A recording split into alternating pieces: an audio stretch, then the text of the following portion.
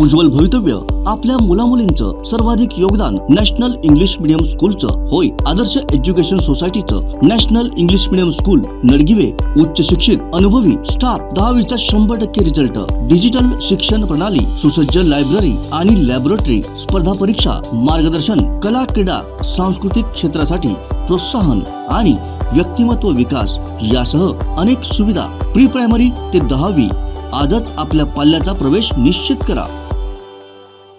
देवगड तालुक्यात अतिवृष्टीमुळे देवगड, तांबळडेक, हिंदळे या गावांना मोठा फटका बसला। यात सुमारे 2.25 लाखांचं नुकसान झालंय।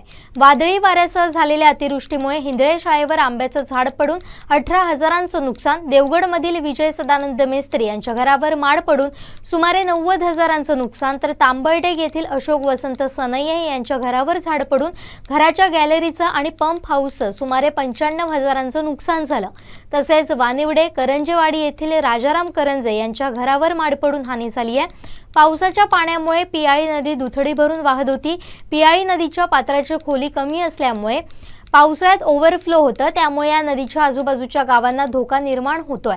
याचा आढावा घेतलाय देवगडचे करेस्पॉन्डंट नागेश दुखंडे यांनी। तर आपण आता आलो आहोत तर या देवगड तालुक्यातील पियाळी नदीच्या बाजूला।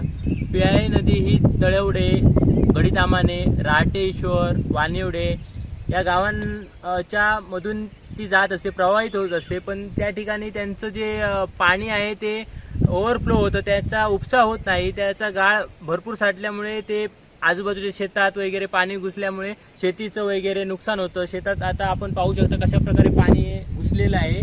त्यामुळे या पियाळी नदीचं पाणी हे शेतात गुंतून शेताची नासधूस होत आहे आणि त्यामुळे शेतकरी पण हवालदिल झालेले आहेत। येथील लोकप्रतिनिधी तसेच ग्रामस्थांची मागणी आहे की या ठिकाणी ही जी पियाळी नदी आहे या पियाळी नदीचा गाळ उपसा व्हावा, त्याची खोली वाढवावी, ही येथील ग्रामस्थांची मागणी आहे।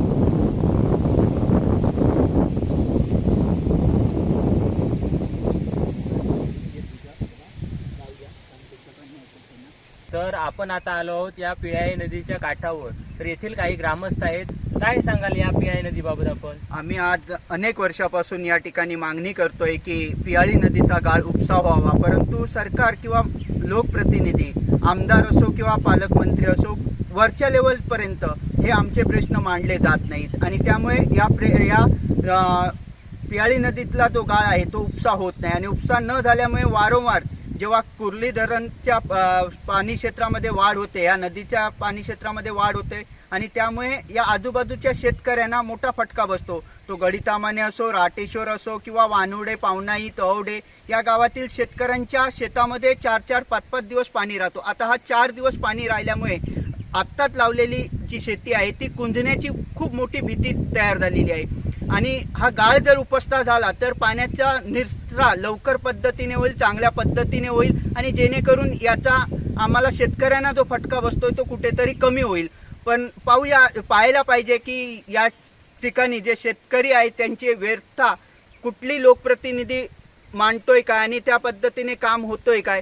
आमचे आमदार चांगलं काम करणारे आहेत परंतु त्याकडे लक्ष देताना दिसत नाहीत। तर आमदारांनी आमच्या व्यर्थता याद्वारे आता तरी लक्ष द्यावं आणि आमचे जे प्रश्न आहेत या ठिकाणचे ते सोडवावे अशी अपेक्षा मी त्यांच्याकडे व्यक्त करतोय।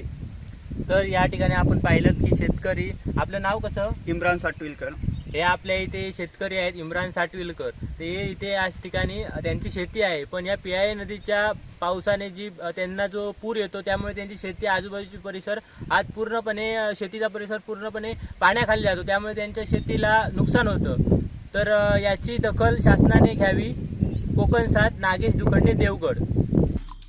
आमचे दिवसभरातले सर्व अपडेट्स, ताज्या घडामोडी आणि थेट लाईव्ह पाहण्यासाठी सबस्क्राईब करा, लाईक करा कोकणचं नंबर 1 महा चॅनल कोकण 7 लाईव्हचं YouTube चॅनल।